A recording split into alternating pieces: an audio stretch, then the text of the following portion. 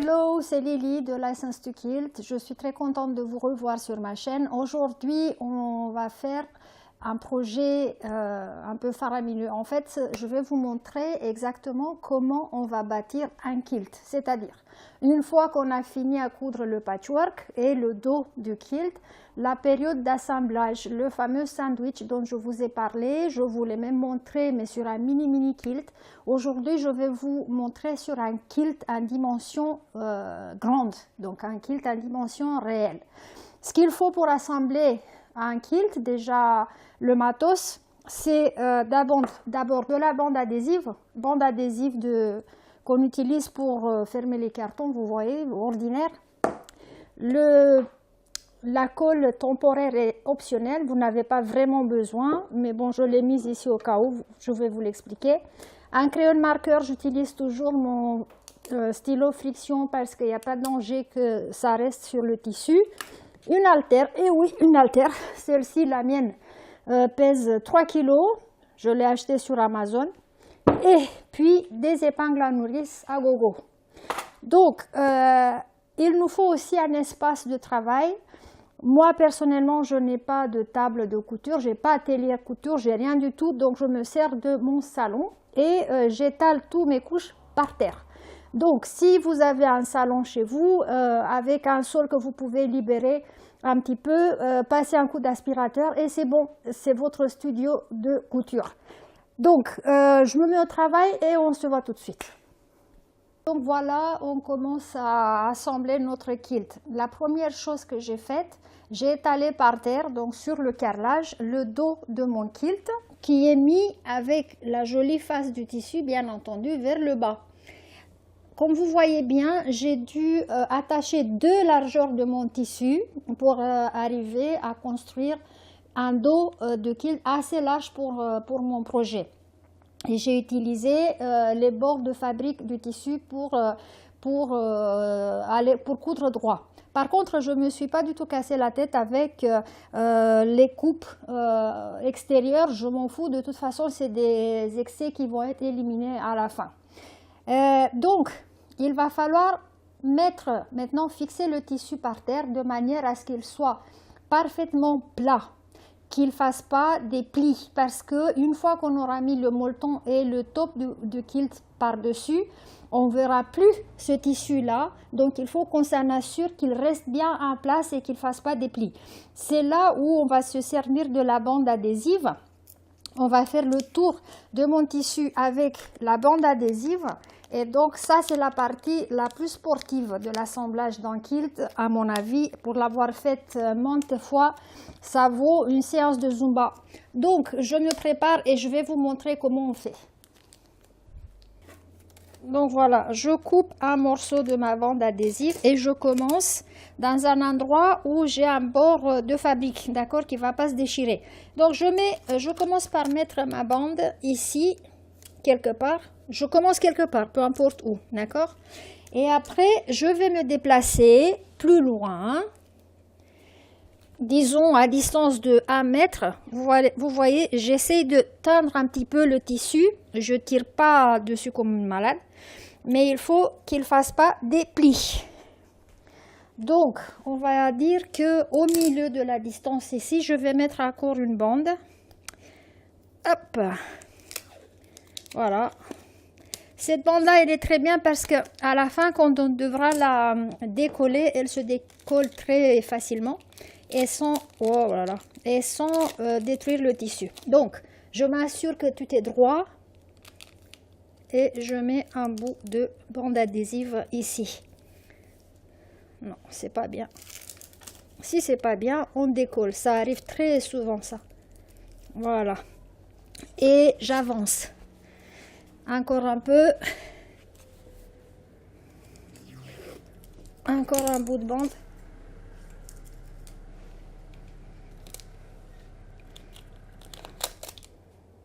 Hop.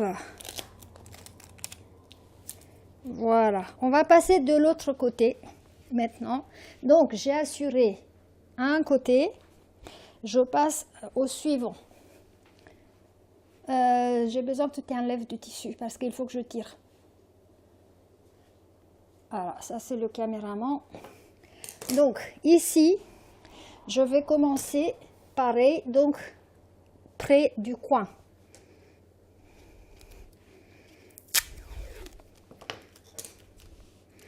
Tac. Faut pas mettre beaucoup de bandes, mais assez pour que tout soit stable. Voilà. Encore une au milieu. Je m'assure tout le temps que mon tissu est plat.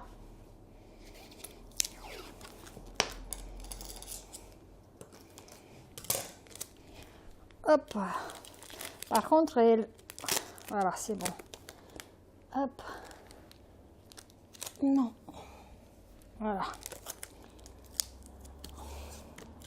Là, c'est bon. Et je vais fixer aussi, encore une fois, près du coin.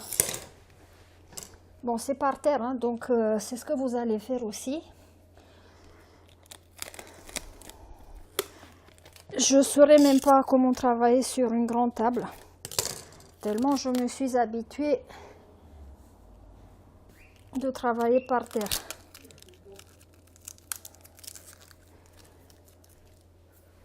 Voilà, je suis arrivée au troisième côté.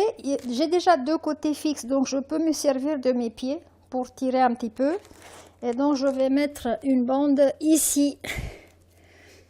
Et peut-être qu'encore un tout petit bout près du coin. Le seul souci de cette bande, c'est qu'elle elle se colle tout de suite. Voilà, au rouleau. Hop. Et à elle-même. Mais quand même, je la préfère parce que c'est facile à décoller. Et ça lâche pas des taches sur le carrelage après. J'ai eu l'expérience avec d'autres bandes. On a dû nettoyer quasiment au Karcher après. Donc, je mets encore une petite bande ici. Voilà. Ici, je tends de nouveau avec mes pieds. Je fixe.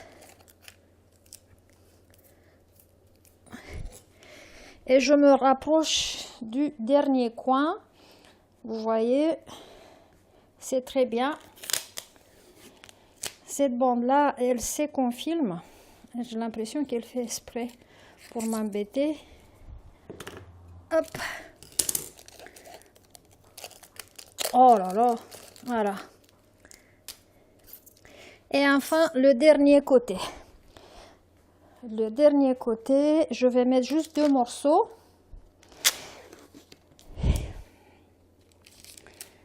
Un. Tac. Et deux. Et avec ça, le dos du kilt est fixé et en place. Et on peut faire le sandwich. Voilà, j'ai l'impression que je dois mettre ici. Voilà. Bon, bande adhésive finie. La deuxième couche, c'est le molleton. Le molleton, je l'ai déjà plié en 4. D'accord, je vais monter sur mon tissu et je mets le coin du molleton au milieu. Comme ce tissu-là était aussi plié en 4, vous ne pouvez pas peut-être voir sur la caméra, mais moi j'ai les traces du pliage, donc je sais pertinemment que le milieu est là. Voilà. Par contre, il va falloir que je marque, puisque une fois couvert toutes ces marques, je ne verrai plus. Et donc, mon milieu, je vais le marquer au friction pen. J'ai choisi le rouge. Pourquoi je fais ça?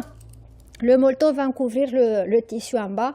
Et quand je voudrais cibler le top, j'aurai du mal à trouver la bonne position, donc qu'il soit bien centré. Il ne faut pas que cette couture-là arrive à droite du kilt ou à gauche. Vous voyez, il faut que ce soit central. Donc ici, je me fais une marque qui sera visible par l'autre côté. Et donc, on va l'ouvrir. Donc, une fois comme ça. Ah, pardon, excusez-moi, c'était pas le milieu. Mince, c'était ici le milieu. Hop, à peu près, hein. Donc, s'il est à un demi-centimètre décalé, c'est pas ça qui va changer la donne. Voilà. Donc, il est un 4. Je vais l'ouvrir une fois. Voilà. Et une deuxième fois. Je marche sur l'autre côté exprès pour qu'il ne bouge pas. Voilà. Le molleton, s'il n'est pas parfaitement tendu, bon, tout le monde va vous dire, oh oui, il faut qu'il soit parfaitement tendu. Si j'arrive pas, je m'en fous, parce que de toute façon, quand je vais le matelassé, mon molleton va être tassé dans le kilt, donc je m'en fous un peu. Et enfin, la dernière couche, je pense que vous ne voyez pas aux caméras, mais moi, je vois ma marque rouge que j'ai faite avec le stylo friction. Donc, mon top de mon kilt est de nouveau plié en 4. Donc, je vais mettre le milieu au niveau de ma marque et je vais l'ouvrir. Une fois et deux fois. Je marche dessus, comme ça je sais qu'il ne va pas bouger. Et voilà. Et maintenant, ce qu'on va faire, je vous ai dit que c'est sportif. Donc voilà, ce qu'on va faire, on va prendre le poids et les épingles à nourrice et on se met dessus. Bon, on commence toujours au milieu. Ce qu'on va faire, c'est, je prends mon poids, peu importe si c'est une haltère ou peut-être que vous avez un autre objet lourd qui peut vous aider. Donc je tiens bien avec mes mains ici et je mets mon poids ici. Il va tenir, plus rien ne bouge. Et donc je vais commencer à mettre les épingles à nourrice du milieu. Puisque j'ai mis mon haltère ici, c'est que je pars d'abord dans cette direction-là. Donc on commence du centre, j'enfonce, quand je sens le carrelage en dessous, c'est que j'ai traversé. Bah tiens, c'est bon. Celui-là, il s'est cassé maintenant, bien entendu. Oh, donc, quand je sens le carrelage, mais c'est pas possible, si, je sors mon aiguille et voilà, c'est la première épingle qui est fixée. Comment on fait? On continue sur la même direction en laissant 10 cm à peu près entre deux épingles. Donc, je bouge 10 cm à peu près, j'enfonce, quand je sens le carrelage, je soulève. Voilà. Après, à droite, à gauche. Voilà, j'essaie surtout de placer les épingles au niveau des coutures. Vous voyez, c'est plus facile. Et puis encore un, à peu près ici. D'accord? Après, donc je tends mon tissu, je déplace mon poids. Ça veut dire que j'arrive quelque part par ici avec mes épingles. Voilà. Oups. Donc je fais d'abord cette moitié jusqu'au bord.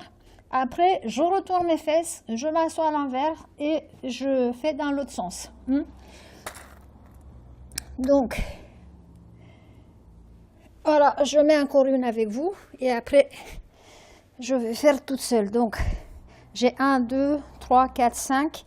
Voilà. Je vais m'aider de mon poids ici où j'ai tendu le tissu. Je pense que je vais mettre une au milieu. Et comme ça de suite. Bon, alors moi je vais continuer mon sport. Et puis, je vous rappelle quand j'ai fini. Voilà, j'ai fini à mettre les épingles. J'ai même oublié quelques-unes ici, c'est pas grave. Donc mon kilt à ce stade-là, il est prêt pour le matelassage. La seule chose qu'il me reste maintenant à faire, c'est de décoller la bande adhésive. Comme je vous ai dit, c'est relativement facile. Voilà, il suffit de la tirer de partout. Et pendant que je tire la bande, ouais. On est au milieu de la nature, il y a beaucoup de motards ici, merci beaucoup. Donc, je voulais vous parler un petit peu de ce patron-là. Ce kilt est un log cabin kilt. Log cabin chez les Américains, c'est les cabanes de trappeurs dans les montagnes. Autrement dit, de nos jours, c'est un kilt qui est traditionnellement utilisé pour décorer les cabanes en bois dans la montagne. Il y a 4 variantes de log cabin. Je vais vous montrer un jour, pardon, pas 4, 3. Je vais vous montrer un jour comment on fait le bloc, c'est très très simple. Observez que dans mon kilt, tous les centres de mes blocs sont rouges. Rouge signifie le cœur de la maison. C'est la première variante de log cabin.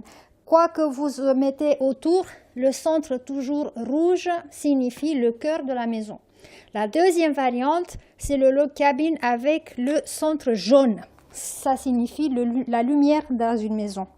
Et puis dans l'histoire, il a souffert une troisième variation, ce patron, avec les cœurs, donc le centre bleu. Le centre bleu, c'était pendant la guerre de sécession. Les familles qui étaient prêtes à accueillir des esclaves noirs dans leur maison, des fugitifs, accrochaient devant leur maison un log cabin avec un cœur bleu. C'était le signal pour les fugitifs qu'ils peuvent trouver de l'abri dans ces maisons-là. Bon, bien entendu, vous pouvez utiliser quelle couleur que vous voulez. Concernant les courbes, c'est pas vraiment des courbes, c'est la façon dont j'ai rangé mes blocs qui a donné cet aspect. Ça peut être rangé et arrangé dans des centaines, je crois. Si vous tapez sur Google Images log cabin quilt, vous allez voir toutes les modalités de assembler les blocs. Voilà. Ceci dit, mon kilt sera prêt à être matelassé. Comment on va matasser un kilt? Ça va faire le sujet d'une prochaine vidéo. Entre-temps, je vous laisse. Voilà, on se reverra très bientôt. Salut!